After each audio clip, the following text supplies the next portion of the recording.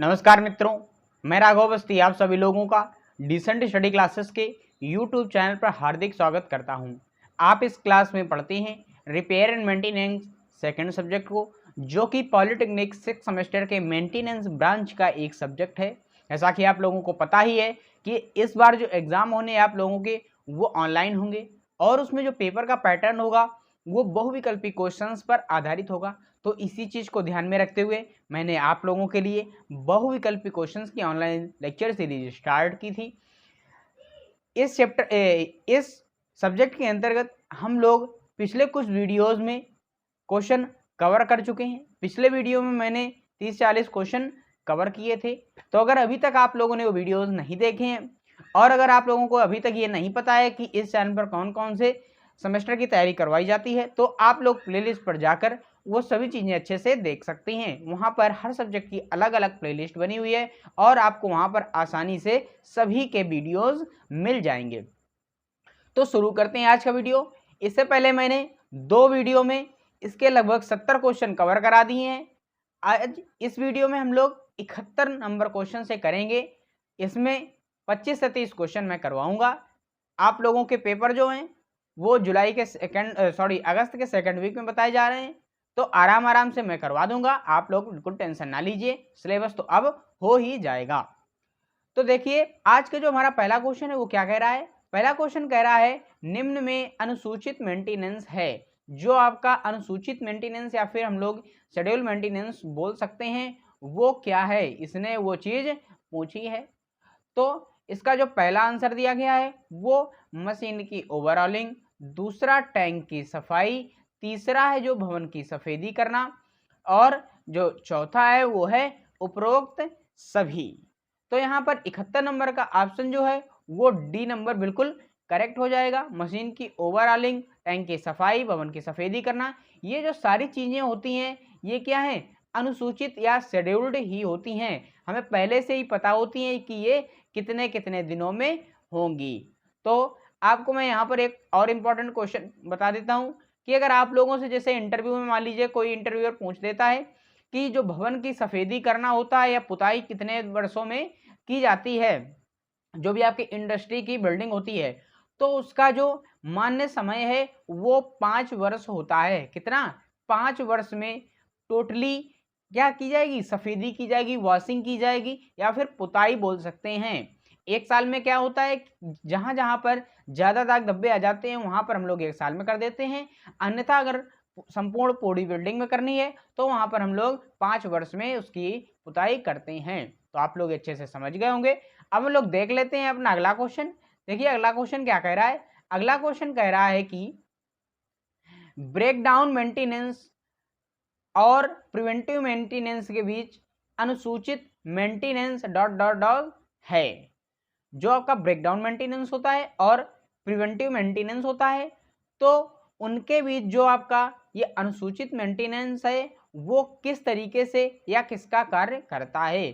तो ये जो कार्य करता है वो कंप्रोमाइज का करता है। कंप्रोमाइज का मतलब आप लोग जानते ही हैं कि इनके बीच में समन्वय बनाता है।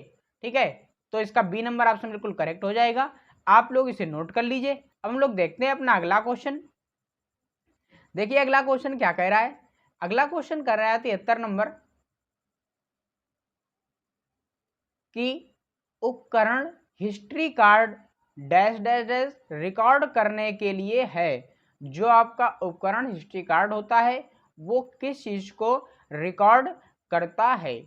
तो पहला जो आंसर इसमें दिया गया है वो दिया गया है जिस तरह के उपकरण का व्यवहार हो, उपकरणों का कुल समय, वह दर जिस पर विभिन्न घटक टूटते हैं।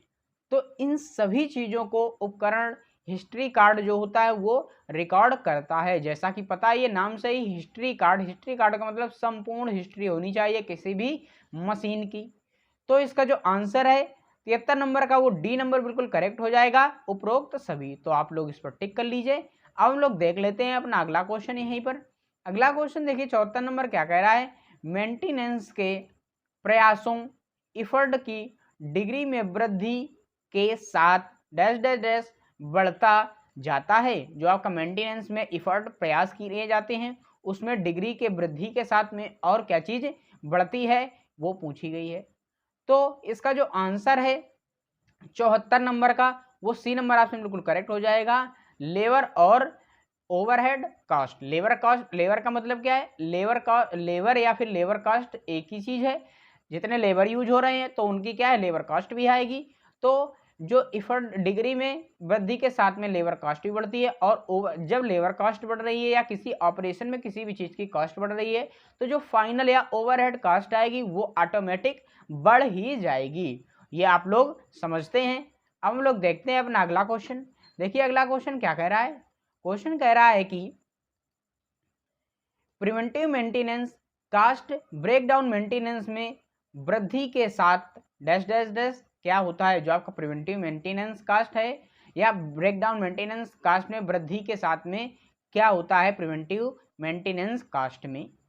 तो यहाँ पर जो 75 नंबर का ऑप्शन है वो उपरोक्त सभी डी नंबर, अरे सॉरी, इनमें से कोई नहीं, डी नंबर इनमें से कोई नहीं बिल्कुल सही है। जो आपका प्रिवेंटिव मेंटेनेंस होता है या ब्रेकडाउन मेंटेनेंस होता है उनका आपस में कोई संबंध नहीं होता है। संबंध होता है थोड़ा, ये होता है कि अगर हमारा जो प्रिवेंटिव मेंटेनेंस है वो समय समय पर चलता रहेगा तो ब्रेकडाउन होने की संभावना कम होती है। लेकिन जो प्रिवेंटिव मेंटेनेंस कास्ट है ब्रेकडाउन कास्ट में वृद्धि के साथ में इसका कोई रिलेशन नहीं है। क्योंकि प्रिवेंटिव मेंटेनेंस क्या होता है, किसी भी मशीन को बंद होने से पहले ही उसका जो मेंटेनेंस किया जाता है उससे हम लोग प्रिवेंटिव मेंटेनेंस कहते हैं, जिससे क्या है ब्रेकडाउन मेंटेनेंस ना आए। लेकिन ब्रेकडाउन मेंटेनेंस ऐसा नहीं है कि ब्रेकडाउन मेंटेनेंस हम कर दें तो प्रिवेंटिव मेंटेनेंस ना करना पड़े, ऐसा नहीं। क्योंकि अगर हम लोग प्रिवेंटिव मेंटेनेंस समय समय पर करते रहते हैं तो ब्रेकडाउन की संभावना कम हो जाती है। प्रिवेंटिव मेंटेनेंस का मतलब ही जानते हैं कि ऐसा मेंटेनेंस जो ब्रेकडाउन आने की संभावना को रोके, उसे हम लोग प्रिवेंटिव मेंटेनेंस कहते हैं। और ब्रेकडाउन मेंटेनेंस क्या होता है, जब मशीन पूर्णतया काम करना बंद कर दे, स्टॉप पोजीशन पे आ जाए, तो उसे हम लोग ब्रेकडाउन मेंटेनेंस कहते हैं। तो इसमें जो है इनका कोई संबंध नहीं होता है, ना घटता है ना ना बढ़ता है ना घटता है, और वहीं बने रहे, ये भी कुछ नहीं है। तो इनका दोनों में आपस में कोई संबंध नहीं है। ठीक है, तो ये आप लोग अच्छे से समझ गए होंगे। अब हम लोग देखते हैं अपना अगला क्वेश्चन। देखिए अगला क्वेश्चन क्या कह रहा है। क्वेश्चन कह रहा है कि मेंटेनेंस के लिए एक व्यक्तिगत दृष्टिकोण है। जो आपका मेंटेनेंस के लिए एक व्यक्तिगत जो दृष्टिकोण है वो किस तरीके से है। समस्या, कारण, निदान या सुधार। दूसरा है समस्या, निदान, कारण या सुधार।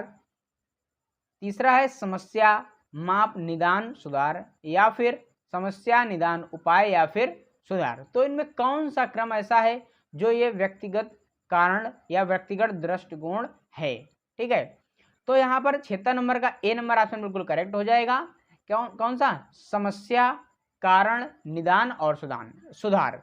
सबसे पहले हम लोग किसी भी चीज की समस्या को जानते हैं, फिर क्या जानते हैं कि वो किस कारण से आई है, उसका रीजन जानते हैं, फिर हम लोग जानते हैं कि इसका निदान कैसे किया जाएगा, और जब ये सब चीजें पता चल जाती हैं तो हम लोग उसका सुधार कार्य स्टार्ट कर देते हैं। तो ए नंबर ऑप्शन बिल्कुल करेक्ट हो जाएगा, आप लोग इसे नोट कर लीजिए। अब हम लोग देख लेते हैं अगला क्वेश्चन। अगला क्वेश्चन देखिए क्या कह रहा है।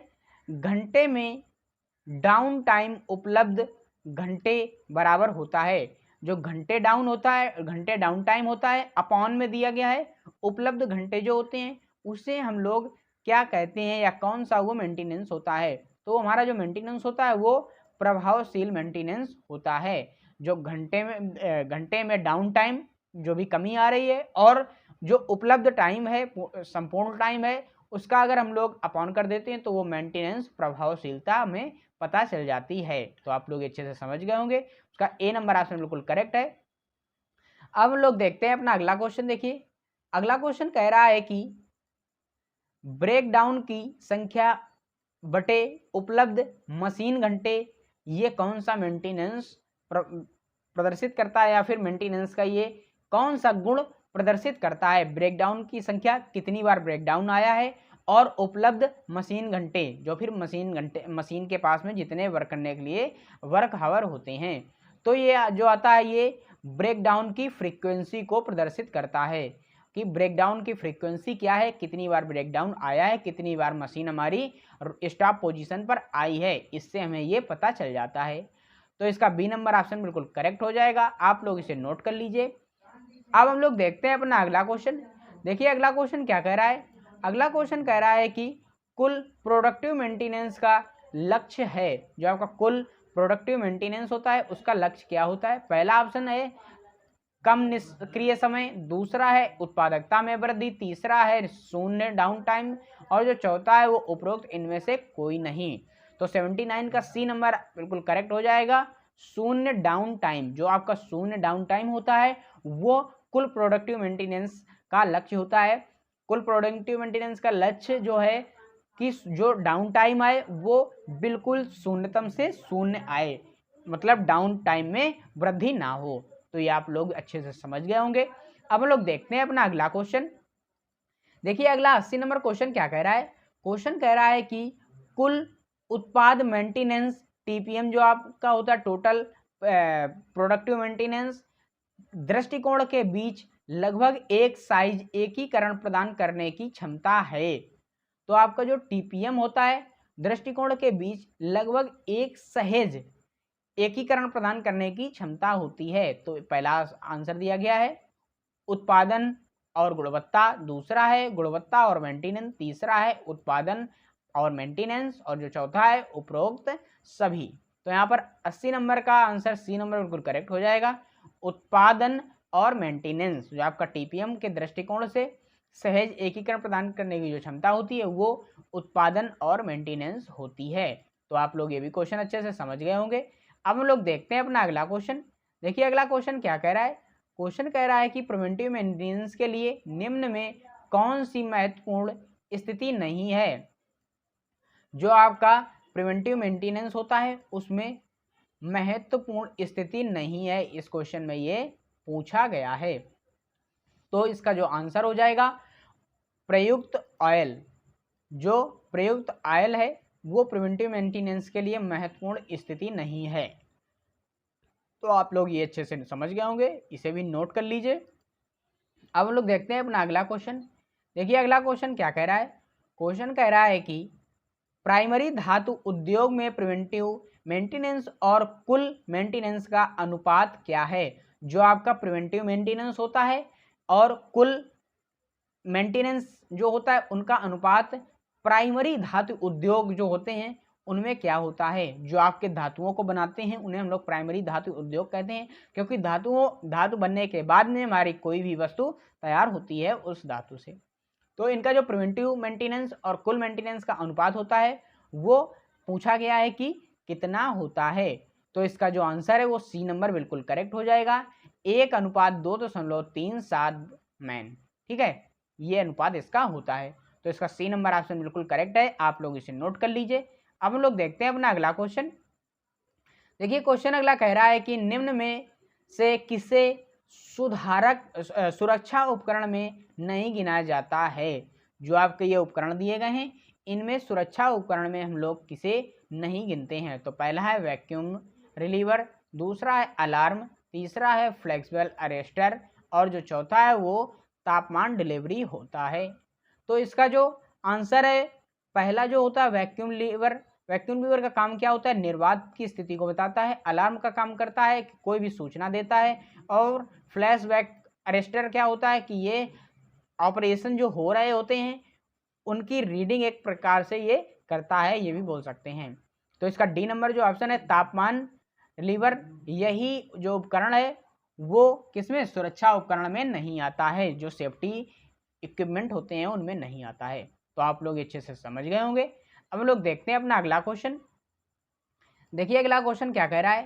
क्वेश्चन कह रहा है कि मशीनी विनिर्माण उद्योग में प्रिवेंटिव मेंटेनेंस और कुल मेंटेनेंस का अनुपात होता है। यहाँ पर आपसे क्या पूछा है, मशीन मैन्युफैक्चरिंग उद्योग में जो प्रिवेंटिव मेंटेनेंस और कुल मेंटेनेंस का अनुपात होता है वो कितना होता है। तो उसका जो आंसर हो जाएगा बी नंबर बिल्कुल करेक्ट हो जाएगा, 1:2.69 मैन होता है।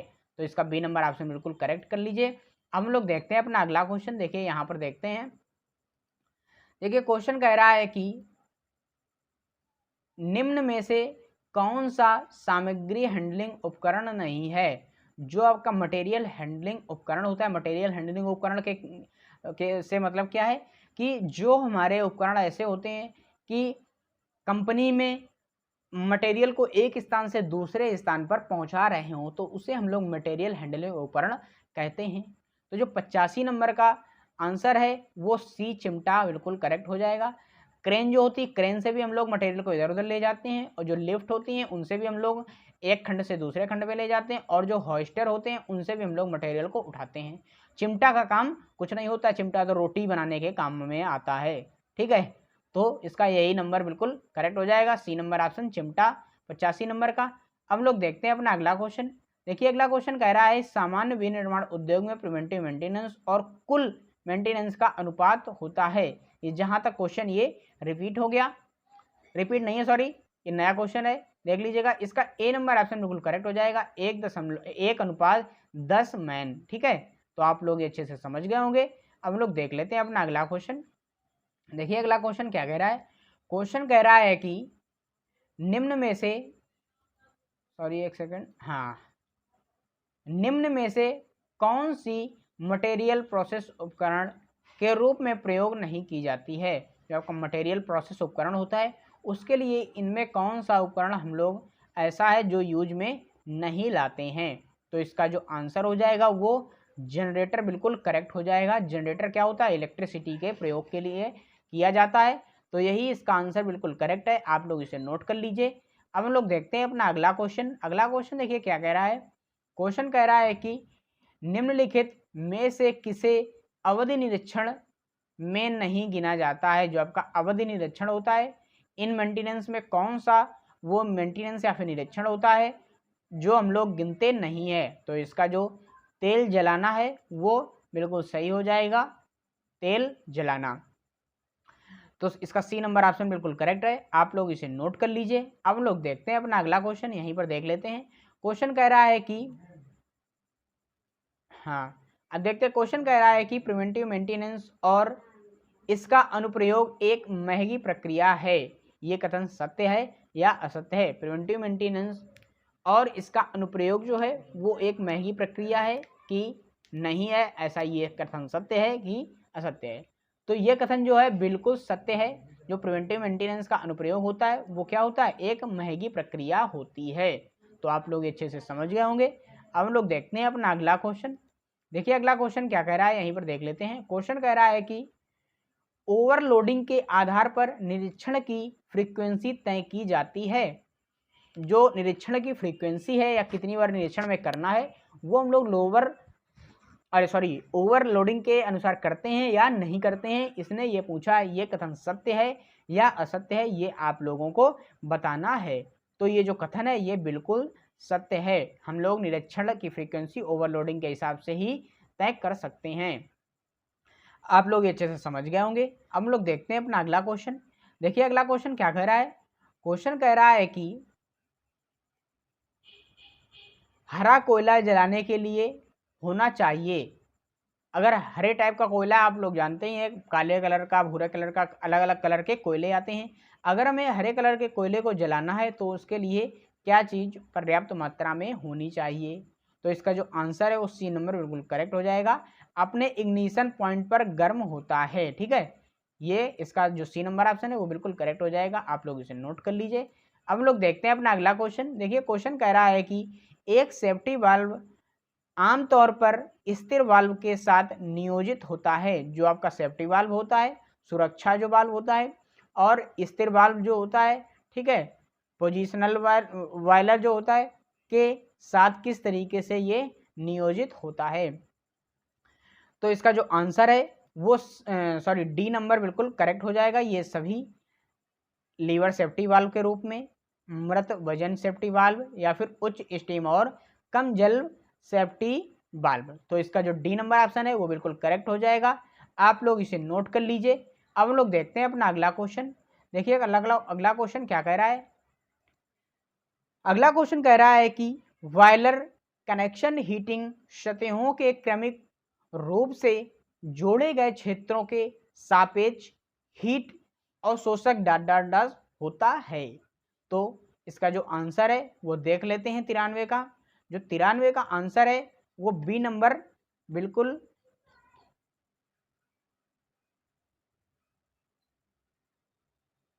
हाँ, आंसर पहला इसका दिया गया है क्या? आंसर दिया गया है बढ़ता है, घटता है, अप्रभावित रहे, पहले बढ़ता है और फिर घटता है। तो इसका जो आंसर हो जाएगा वो घटता है, बिल्कुल करेक्ट हो जाएगा। तो आप लोग इसे नोट कर लीजिए। अब हम लोग देखते हैं अपना अगला क्वेश्चन।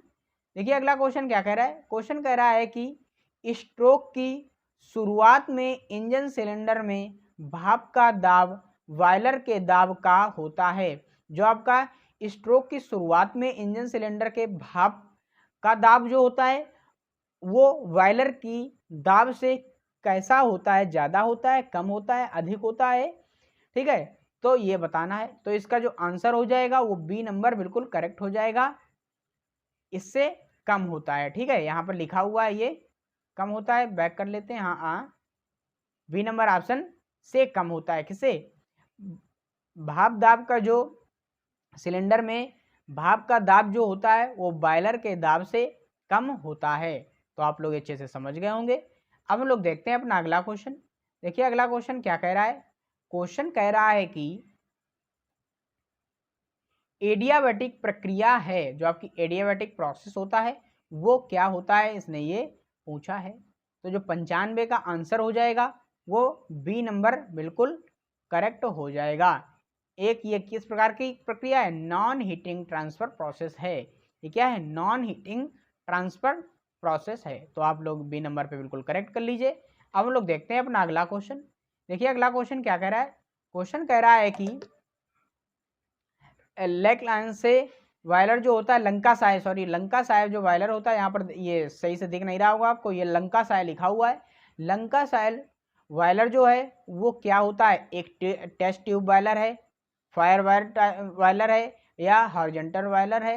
आप लोग ये थर्ड सेमेस्टर में पढ़ भी चुके हैं थर्मल के अंतर्गत कि लंका साहेब जो वायलर आपका होता है वो कौन सा वायलर होता है।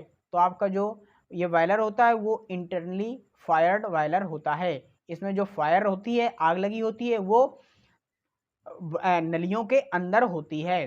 तो ये आप लोग अच्छे से समझ गए होंगे। अब हम लोग देख लेते हैं अपना अगला क्वेश्चन। देखिए अगला क्वेश्चन क्या कह रहा है। क्वेश्चन कह रहा है कि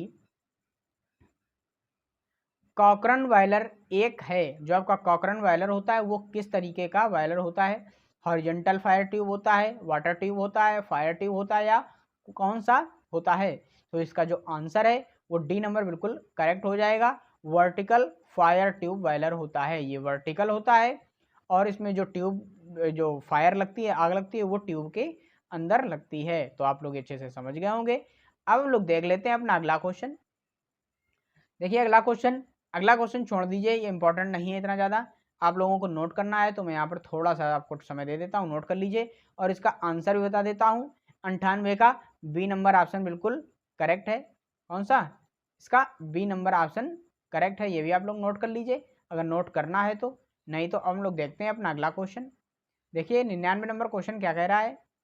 99 नंबर क्वेश्चन कह रहा है कि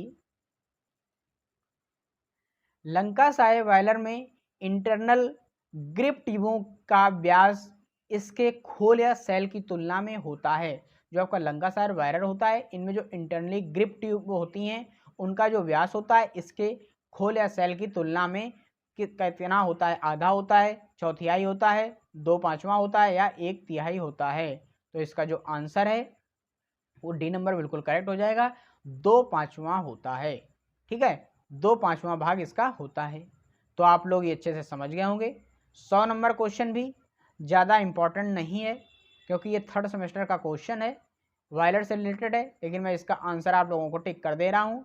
इसका जो आंसर है वो सी नंबर बिल्कुल करेक्ट है। आप लोग इसे नोट कर लीजिए। तो आप लोग स्क्रीनशॉट ले लिया होगा।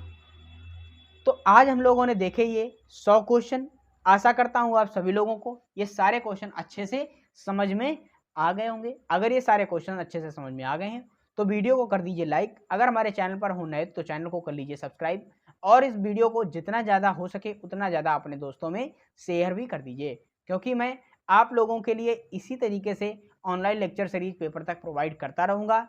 और आप लोगों का जो पेपर का पैटर्न है वो किस तरीके से आएगा और किस तरीके से पेपर होगा, इसकी भी मैं एक लाइव क्लास चलाऊँगा।